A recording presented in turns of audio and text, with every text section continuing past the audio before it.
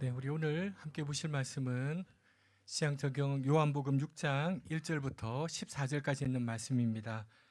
제가 갖고 있는 성경으로 신약 150이면 요한복음 6장 1절부터 14절까지 있는 말씀입니다. 우리 함께 같이 읽도록 하겠습니다. 그 후에 예수께서 디베랴의 갈릴리 바다 건너편으로 가시매 큰 무리가 따르니 이는 병자들에게 행하시는 큰 표적을 보았음이로라. 예수께서 산에 오르사 거기 앉으시니 마침 유대인의 명절인 유월절이 가까운지라. 예수께서 눈을 들어 큰 무리가 자기에게로 오는 것을 보시고 빌립에게 이르시되 우리가 어디서 떡을 사서 이 사람을 먹이겠느냐 하시니, 이렇게 말씀하심은 친히 어떻게 하실지를 아시고 빌립을 시험하고자 하심이라. 빌립이 대답하되 각 사람으로 조금씩 받게 할지라도 200데나리온의 떡이 부족하리이다. 제자 중 하나 곧 시몬 베드로의 형제 안드레가 예수께 여짜오되 여기 한 아이가 있어 보리떡 5개와 물고기 2마리를 가지고 있나이다. 그것이 이 많은 사람에게 얼마나 되겠사옵나이까. 예수께서 이르시되 이 사람들로 앉게 하라 하시니 그곳에 잔디가 많은지라. 사람들이 앉으니 예수께서 떡을 가져 축사하신 후에 앉아있는 제자들에게 나누어 주시고 물고기도 그렇게 그들의 원대로 주시니라. 그들이 배부른 후에 예수께서 제자들에게 이르시되 남은 조각을 거두고 버리는 것이 없게 하라 하시므로 이에 거두니 보리떡 5개로 먹고 남은 조각이 12바구니에 찼더라. 그 사람들이 예수께서 행하신 이 표적을 보고 말하되 아멘. 우리 전후좌우로 얼굴 보시면서 함께 인사하겠습니다. 한 줄 동안도 수고 많았습니다. 한 줄 동안도 애썼습니다. 작년 12월 3일 밤, 그 다음날 그날이 화요일이었습니다. 수요일날 아침에 제가 설교하러 가는 일이 있기 때문에 평소보다 일찍 잠을 자려고 이제 씻고 있는데 갑자기 우리 딸이 아빠 계엄이래 이렇게 얘기하는 거예요. 우리 딸은 계엄이 어떤 건지 잘 모릅니다. 근데 그 딸의 입에서 계엄이라는 이야기를 듣는 순간 제가 가짜 뉴스라고 생각했습니다. 근데 나와서 TV를 보니까 진짜 계엄령이 내려졌습니다. 믿을 수가 없었습니다. 방송에서 계엄이 생중계되고 있었습니다. 국회로 사람들이 모이고 있다는 소식이 들려오기 시작합니다. 저희가 독서 모임하고 있는 단톡방이 있는데 형님 목사님 한 분이 저희들에게 글을 올렸습니다. 야, 뭐하노? 국회로 가자 하고 글을 올렸습니다.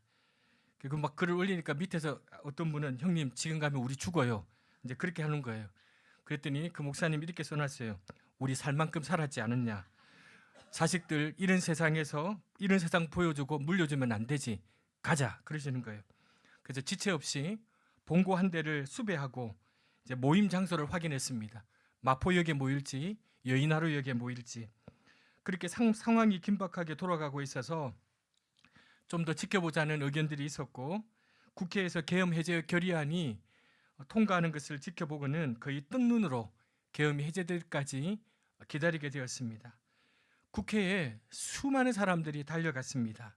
그 중에 한 사람이 있었습니다.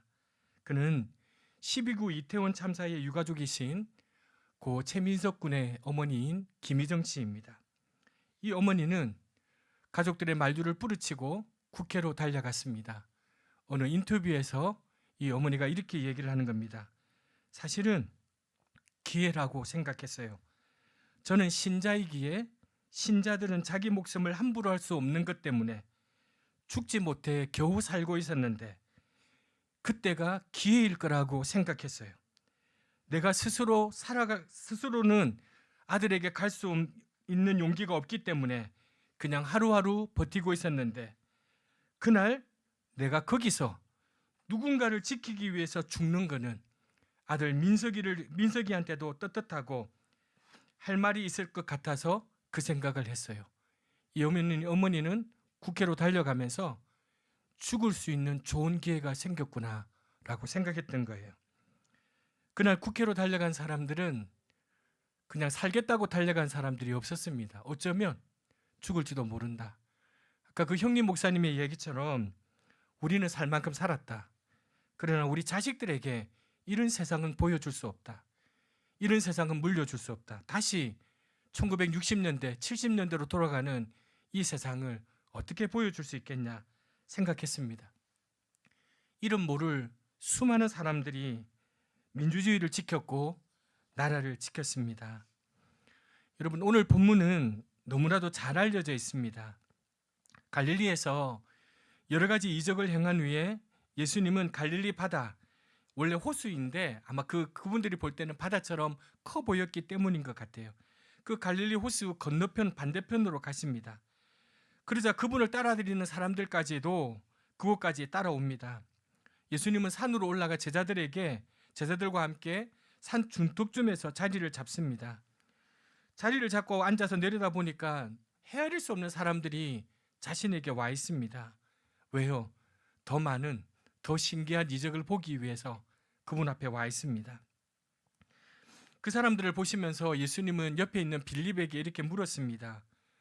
어디 가서 떡을 사다가 이 사람들을 먹이겠느냐라고 물으십니다. 6절에 보니 이렇게 물으셨던 이유를 나옵니다. 빌립을 시험하기 위함이다 라고 되어 있습니다. 성경에서 우리 하나님이나 예수님이 사람을 시험한다라고 말할 때는 그 의미가 크게 세 가지가 있습니다. 첫째는 테스트의 의미가 있습니다. 두 번째는 템테이션, 이 시험이라는 단어가 유혹이라는 뜻도 있습니다. 또 한 가지는 훈련시키다라는 트레인, 그런 의미로도 쓰일 수 있습니다. 그렇다면 오늘 이 경우에 예수님이 빌립을 시험하고자 했을 때 이 말은 무슨 의미일까? 예수님은 빌립에게, 그리고 그 자리에 있는 예수님의 제자들에게 뭔가 매우 중요한 진리를 깨우쳐 주기 위해서 이 질문을 하셨다는 뜻으로 풀이할 수 있습니다. 제자들뿐만 아니라 오늘 이 시대에 이 말씀을 읽고 있는 우리들에게 어떤 그 진리를 전하기 위해서 주님은 이 질문을 빌립에게 던지셨습니다. 그러지 않고서야 이 무리들을 먹일 구체적인 계획을 마음에 품고 계셨던 예수님이 빌립에게 이렇게 물었을 리가 없습니다. 자, 그렇다면 우리 예수님께서 빌립에게 그리고 제자들에게 무슨 진리를 전해주시기 위해서 그러셨는가, 이 초점을 맞추어서 오늘 이 말씀을 잠깐 살펴보고자 합니다. 7절에 보니까 빌립이 이렇게 대답합니다. 이 사람들에게 모두 조금씩만 먹게 하려고 해도 떡이 200데나리온의 그 어치를 가지고서도 충분하지 않다는 거예요. 당시 화폐 단위로 한 데나리온은 남자 성인 노동자가 하루에 벌 수 있는, 정당하게 벌 수 있는 일당을 의미한다고 보면, 지금 우리로 따져보면 뭐 편차가 있겠지만 약 10만 원 정도로 한번 생각해 보십시다. 그러니까 이 200데나리온은 지금으로 따지면 약 2천만 원 정도 되는 거예요. 적지 않은 돈이에요.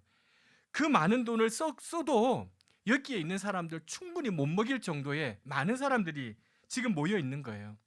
그때 제자 중에 하나인 안드레가 나타납니다. 이렇게 이야기합니다. 여기에 보리떡 5개, 물고기 2마리를 가지고 있는 한 아이가 있습니다. 그러나 주님, 이것 가지고 이 많은 사람을 어떻게 먹이겠습니까? 이건 무슨 소용이 있겠습니까? 라고 안드레가 얘기합니다. 약 2천만 원어치의 떡을 사서 먹여도 부족한 이 거대한 무리 앞에서 보리떡 5개, 생선 조림 2개, 2마리가 무슨 소용이 있겠습니까? 먹여야 할 사람들은 너무나 많고 가지고 있는 것은 너무나도 적다는 거예요. 그러니까 예수님이 이 말씀을 듣고서는요, 제자들에게 담담하게 이렇게 명령하십니다. 사람들로 앉게 하라, 이렇게 이야기합니다. 이 앉는다는 말은 그냥 앉는다는 의미가 아닙니다. 식사 자세입니다. 유대인들이 여러분 식사 자세를 의미할 때 이 앉다라는 이 헬라어를 씁니다. 여러분, 우리가 엄마들이 그러잖아요. 야, 앉아 그러잖아요. 이게 소파에 앉는 경우도 있지만 앉아 그럴 때는 식탁에 앉는 경우가 있습니다. 밥 먹자고. 그런 의미예요. 예수님이 지금 그런 의미로 사람들 좀 앉게 하라고 이렇게 얘기합니다. 무슨 말이에요? 사람들에게 밥 먹을 채비하라고 그렇게 얘기하라는 거예요. 어이가 없고 기가 막히는 명령이에요.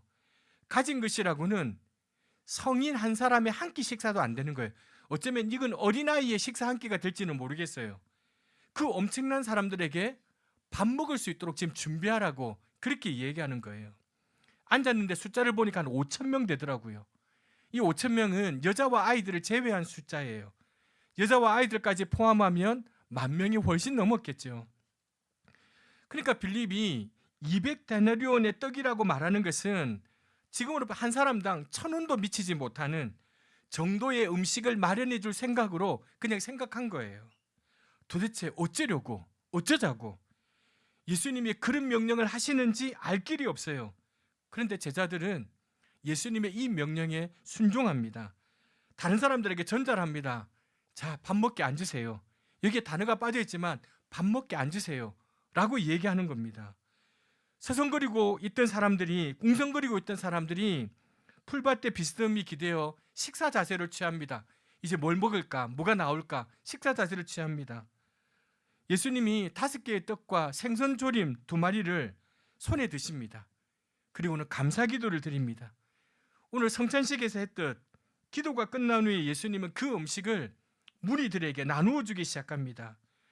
여러분, 이 지점부터는 우리의 상상력이 작동하지 않습니다. 무슨 일이 일어났는지 상상할 길이 없습니다. 어떻게 그런 일이 가능했을지 알 수가 없습니다. 다만 우리가 어떻게 그걸 알 수 있는지 모르겠지만 그 많은 사람들이 배불리 먹고도 남아서 남은 조각을 모았더니 12바구니에 가득 찼다고 합니다. 여러분, 대충 먹은 게 아니에요. 쉽게 말하면 이 사람들은요, 트름할 정도로 먹은 거예요. 그냥 한 끼 한우 제대로 한번 밥을 먹어본 거예요. 여러분, 우리 인생에 납득하거나 설명할 수는 없지만 그 신비를 그대로 받아들여야 할 만한 일들이 있지 않습니까? 있거든요. 납득하거나 설명할 수 있는 것만 받아들이고 인정하려고 한다면 우리 인생이 얼마나 무미건조하겠어요. 근데 그렇지 않은 일들이 우리 인생에 너무 많아요. 물론 무턱대고 아무거나 믿고 받아들이자는 말이 아니에요. 그런데 우리가 아무리 질문하고 따져도 해결할 수 없는 것들이 있어요. 그런데 그걸 그냥 받아들이고 지내다 보면 어느 땐가 그랬었구나, 그럴 이유가 있었구나 라고 할 때가 있어요. 지금 예수님께서 이 이적을 통해서 우리에게 어떤 영적인 진리를 전하기 위함일까라고 우리가 그 질문을 이 초점에 맞추어서 한번 생각해 보십시다. 예수님은 지금 빌립과 안드레에게 그리고 다른 제자들에게 어떤 진리를 가르치고 싶으셨을까? 아니, 오늘 이 사건을 통해 우리에게 무엇을 깨닫게 하시려는 걸까? 여러분, 우리가 이 설교를 수도 없이 들었는데요, 그 질문에 대한 답을 안드레와 빌립의 말에서 찾을 수 있어요. 즉 우리는 이 빌립과 안드레의 말을 통해서요, 무엇을 알 수 있습니까? 먹여야 될 사람들은 너무 많은 거예요. 근데 가지고 있는 것은 너무 적은 거예요. 절망적인 현실이에요. 절망적인 현실, 인식. 2천만 원이 넘는 거액을 가져도 해결하기 힘든 지금 그 과제 앞에 그들이 서 있는데 그들이 가지고 있는 거라고는요, 보리떡 5개, 생선조림 2마리밖에 없는 거예요. 속수무책인 거예요. 그들이 생각할 수 있는 유일한 방법은 뭘까? 우리 같으면 어떻게 하겠어요? 사람들을 집으로 다 돌려보내서 각자 끼니를 해결하고 다시 모이자. 그럴 수 있거든요. 지금 아무것도 먹을 것도 없으니까 식사하고 다시 오세요라고 얘기할 수 있습니다. 그런데 그렇게 보잘것없어 보이던 아무 쓸모없을 것 같았던 떡과 생선이 예수님의 손에 들려진 후에 축사하시고 떼어 나누어 주실 때 그 많은 사람들의 필요를 다 채우고도 남았다는 거예요. 그러니까 문제 해결의 열쇠는 돈 2천만 원을 구하는 데 있지 않고요, 자신이 가지고 있는 모든 것을 주님 손에 돌려드리는 데 있었다는 거예요. 제자들은 지금까지 예수님과 지내면서요, 예수님의 놀랍고 신비한 능력을 보았어요. 그렇다면 지금쯤 이르러서는 제자들이 그렇게 생각했겠죠. 우리들이 가지고 있는 많고 적음의 문제가 아니라 예수님을 보면 되는 거예요. 그런데 지금 제자들은요, 자신들이 가지고 있는 물질의 많고 적음을 보았지 능력의 예수님을 보지 못했던 거예요. 여러분, 우리에게 아무리 초라한 것이라도 예수님의 손에 들리면 상상할 수 없는 놀라운 일들이 있을 수 있고 우리가 아무리 많은 것을 가졌어도 그것이 예수님의 손에 들려지지 않으면 그냥 허비될 뿐이라는 것을 제자들도 알았어야 되고 우리도 알기 위해서 이 말씀을 주시는 거예요. 그 작은 음식이, 보잘것없는 한 아이의 한 끼 식사에 불과한 보잘것없는 음식이 예수님의 손에 들려지자, 나누어지자 그 많은 사람들을 먹이고도 남았을 뿐만 아니라 우리 마지막 절에 보니까 적지 않은 사람들의 영적인 눈까지 뜨게 만들어요. 여러분, 만약에 이 사람들에게 2천만 원이 있었던 거예요. 제자들이 어떻게 모았더니 돈 2천만 원이 있는 거예요. 그러면 어떻게 했을까요? 예수님께 묻지도 않고 달려가서 음식을 사다가 그들을 먹였다면 이 식사는 한 끼 식사로 끝났을 거예요. 한 끼 그냥 밥 먹는 걸로 끝났을 거예요. 근데 대부분 우리가 그렇게 살아요. 대부분 우리가 돈이 있으니까, 우리가 재능이 있으니까, 우리가 능력이 있으니까 예수님께 물어볼 필요도 없어요. 하나님께 기도할 필요도 없어요. 왜? 내가 다 가지고 있기 때문에. 그런데 예수님의 손에 들리는 것, 이게 인생의 승패가 여기에 달려있다는 것, 우리 인생의 행불행이 여기에 달려있다는 사실, 이것을 예수님은 제자들에게, 그리고 오늘 이 말씀을 읽는 저와 여러분들에게 주시기 위해서 빌립에게 말을 거셨어요. 여러분, 6절의 말씀에 보니까요, 예수님은 지금 자기가 하실 일을 알고 계셨어요. 그런데 반면 제자들은 그분의 하실 일을 모르고 있는 거예요. 이게 절망의 원인이에요. 그러니까 여러분, 우리 인생의 대부분의 절망의 원인이 뭔가 하니 우리는 하나님이 하실 일을 모르고 있는 거예요. 내 인생에 있어서, 우리 자녀들의 인생에 있어서 어떤 일을 베푸실지 우리는 별로 모르고 있어요.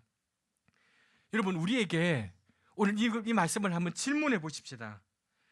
우리 주님께서 우리를 위해 하실 일을 알고 계십니까? 여러분은 우리 하나님께서 여러분의 자녀들에게, 여러분의 가정에, 여러분 개인들에게 하실 일을 알고 계십니까? 그걸 정말 여러분이 말씀을 통해 제대로 알고 있고, 알고 있는 그것대로 우리 주님을 통해 혹은 우리를 사용하실 수 있도록 살아가고 있느냐 말이에요.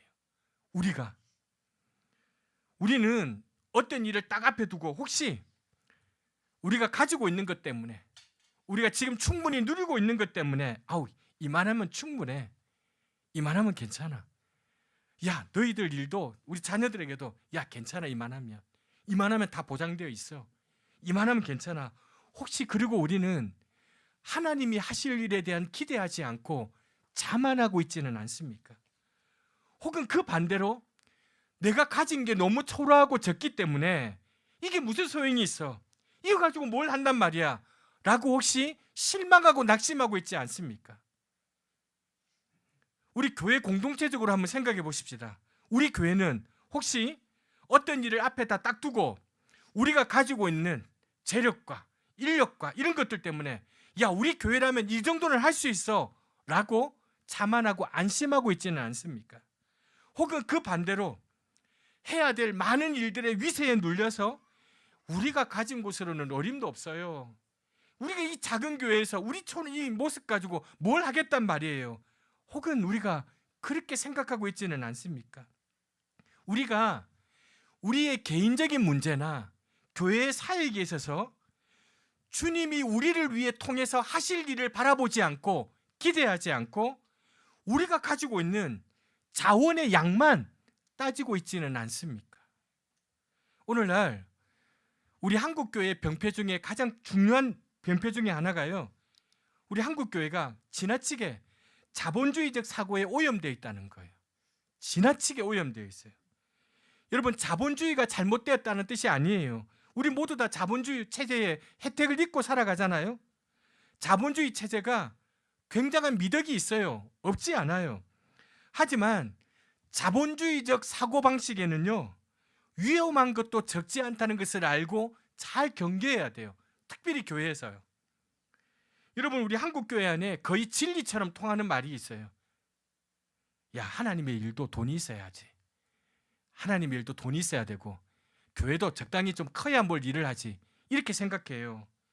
이 말을 뒤집으면요, 돈이 없으면 하나님 일 못하는 거예요. 이 말을 곰곰이 따져보면 하나님의 일을 하는 데 있어서는요, 돈이 절대적이에요. 돈의 힘이 절대적이에요. 여러분, 우리 한국 교회 보세요. 돈의 힘이 절대적이에요. 만물 앞에 다 무릎 꿇고 있어요.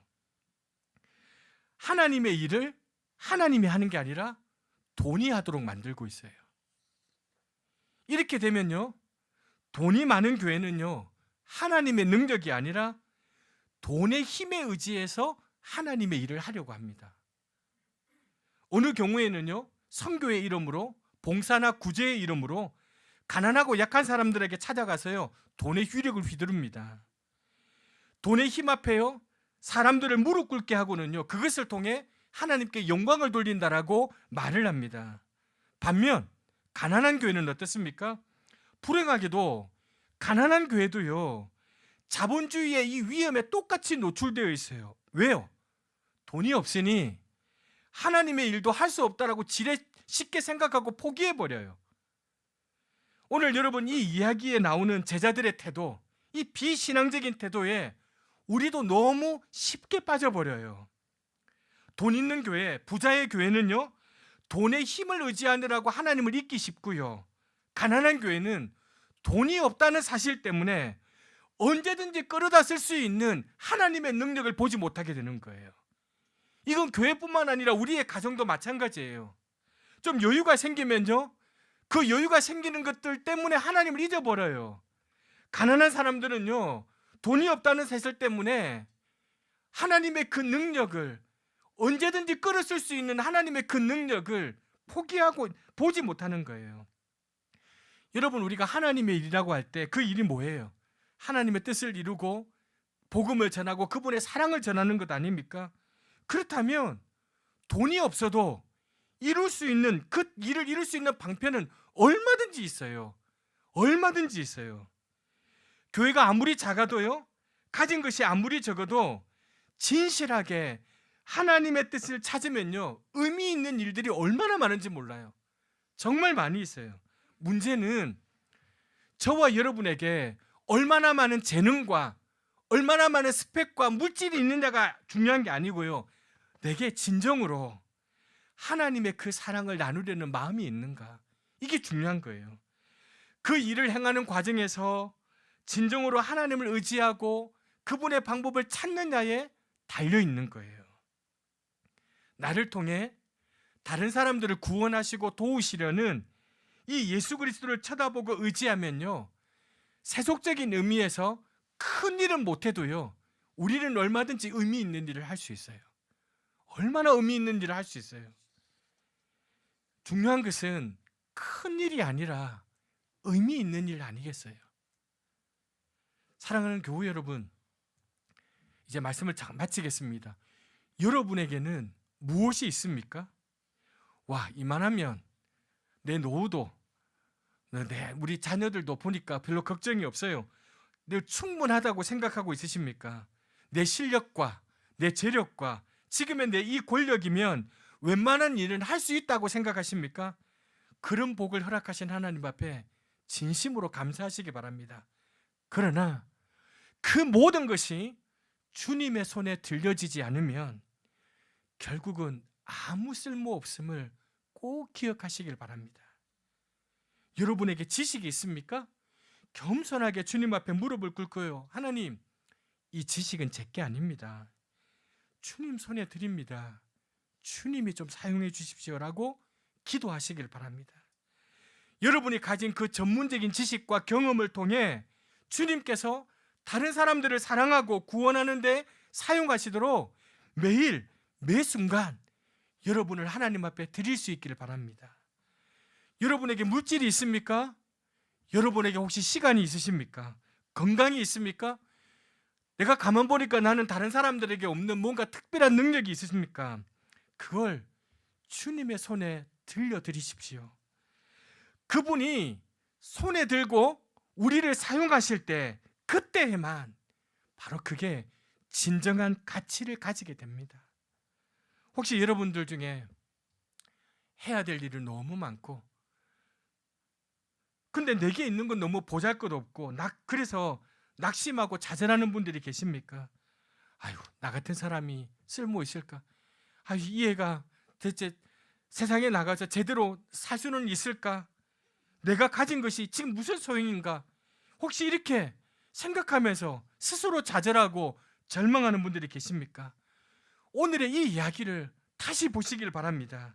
그리고 예수님의 손에 들리면 아무리 보잘것없어 보이는 사람도 귀한 일에 쓰임받을 수 있고, 아무리 보잘것없는 것이라도 그분의 손에 들리면 귀한 열매를 맺을 수 있다는 사실을 마음에 꼭 기억하시길 바랍니다.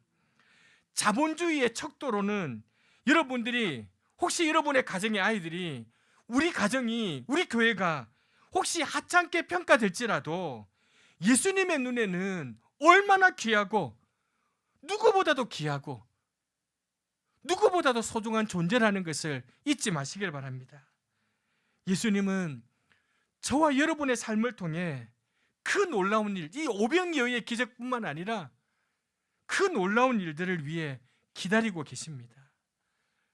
저와 여러분이 우리의 삶을 그분 손에 드릴 때를 기다리고 계신 거예요. 다시 한번 말씀드립니다. 문제는 지금 내가 누구이고 어떤 신분이고 내게 지금 무엇이 얼마나 있느냐에 있지 않습니다. 내가, 그리고 내 가진 것을 예수님의 손에 들려드리는 데 있습니다. 그분이 나를, 그리고 내가 가진 이 조그만 것을 기꺼이 사용하시도록 내어드릴 수 있기를 바랍니다.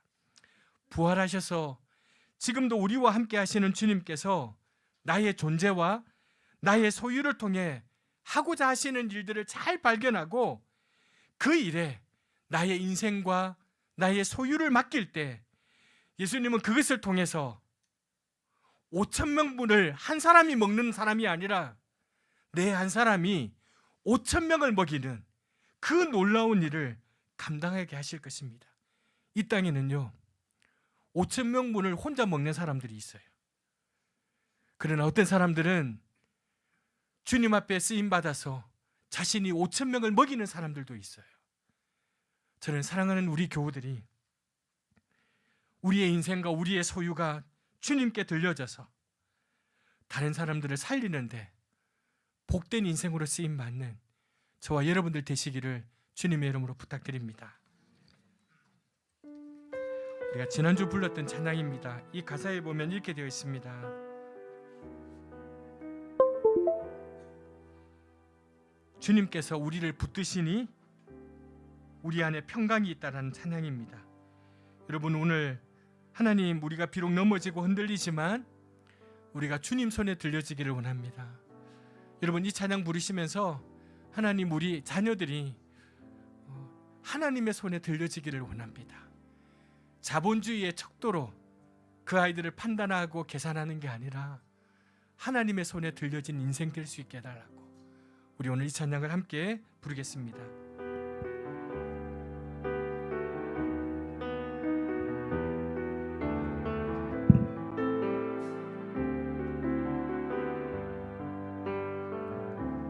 내 아버지 그 품 안에서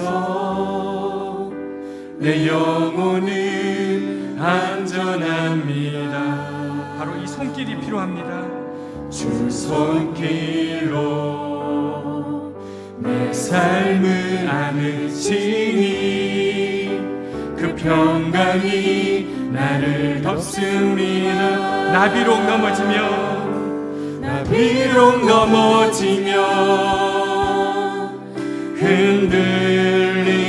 흔들리지만 주 내 안에 거하며 나를 붙드시니 내 생각을 주께로 돌리고 주시는 평강의 옷을 입습니다. 주 약속 안에서 내 영혼 평안해 내 뜻보다 주님의 은혜를 난 신뢰해 두려움 다 내려놓고 주님 난 의지해 안에서 내 영혼 안전합니다. 내 아버지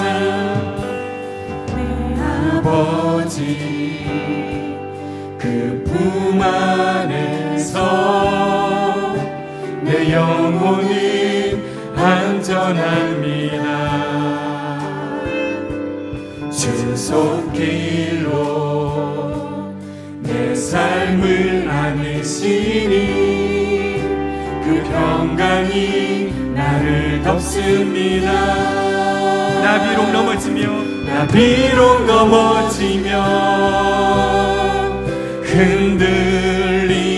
흔들리지만 주 내 안에 거하며 나를 붙드시니 내 생각을 주께로 돌리고 주시는 평안의 옷을 입습니다.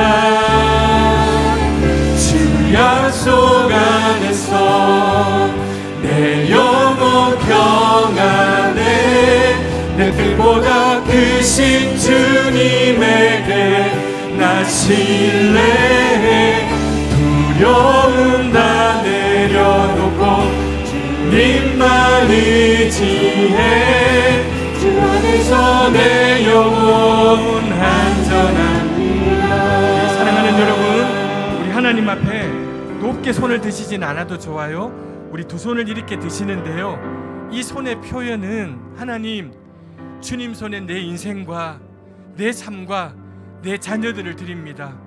하나님, 내 인생과 내 삶과 우리 가정과 우리 자녀들이 하나님의 손에 들려지기를 원합니다. 세상의 가치로 판단받지 않고 하나님의 가치로 판단받는 주님만의 손에 들려지기를 원합니다. 우리 이 마음으로 우리 이 찬양을 부르겠습니다. 나 비록 넘어지며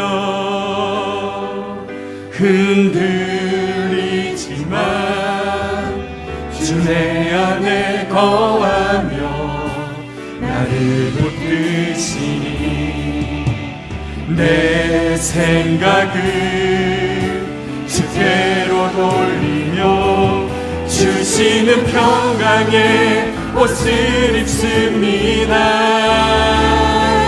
주 약속 안에서 내 영혼 평안에 내 뜻보다 크신 주님에게 나 신뢰해 두려움 다 내려놓고 주님만 의지해 주 안에서 내 영혼 안전합니다. 주 약속 안에서 주 약속 안에서 내 영혼 평안에 내 뜻보다 크신 주님에게 나 신뢰해 두려움 다 내려놓고 주님만 의지해 주 안에서 내 영혼 안전합니다. 주 약속 안에서 내 영혼 평안에 내 뜻보다 크신 주님에게 나 신뢰해 두려움 다 내려놓고 주님만 의지해 주 안에서 내 영혼 안전합니다. 사랑하는 여러분, 그렇습니다. 주님 안에서만 안전합니다. 우리의 인생은 주님의 안에서만 안전합니다. 주님의 손에 들려져야 안전합니다.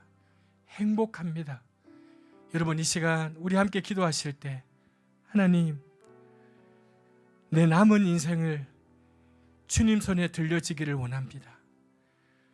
좀 더 가지려고, 좀 더 쌓아보려고, 좀 더 누려보려고 그렇게 발부둥치고 있었지만 돌아보니 내게 남은 것은 아무 쓸모없는 것뿐입니다.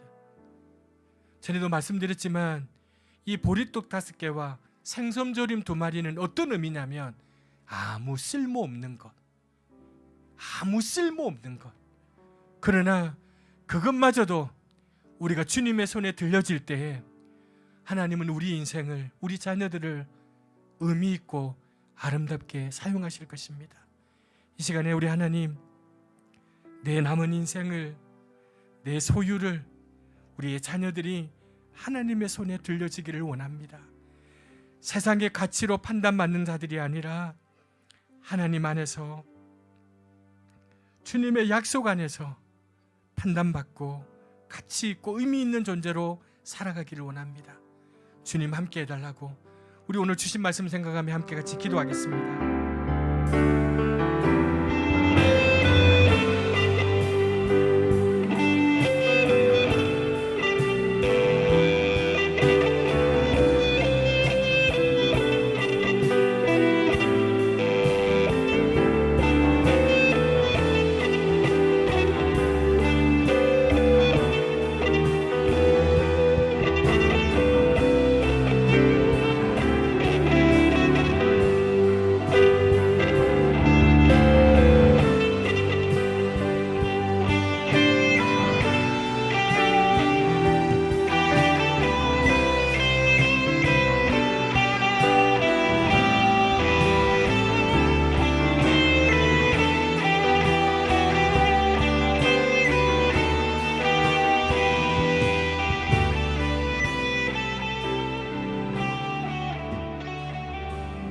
죽음의 권세를 이기시고 부활하셔서 지금도 우리와 함께 계시는 우리 주님, 우리가 가진 것에, 우리가 있는 위치와 자리에, 우리의 신분에 평가받고 쓰임받는 것이 아니라 나의 존재와 나의 소유를 통해 하고자 하시는 그 하나님의 손에 기꺼이 맡겨드릴 때에 그 일하시는 주님을 통해 우리 인생이 의미 있고 행복한 인생이 될 줄을 믿습니다. 하나님, 우리의 인생과 우리의 소유를 기꺼이 주님 손에 들려드리게 하여 주옵소서. 그때만이 안전하고 그때만이 평안할 수 있음을 믿습니다. 하나님, 두려움을 내려놓고 우리 주님을 의지하는 우리의 삶과 신앙이 될 수 있도록 인도하여 주옵소서. 그렇게 우리 자녀들을, 우리의 가정을 사용해 주시고 함께하여 주옵소서. 예수님의 이름으로 기도합니다. 아멘.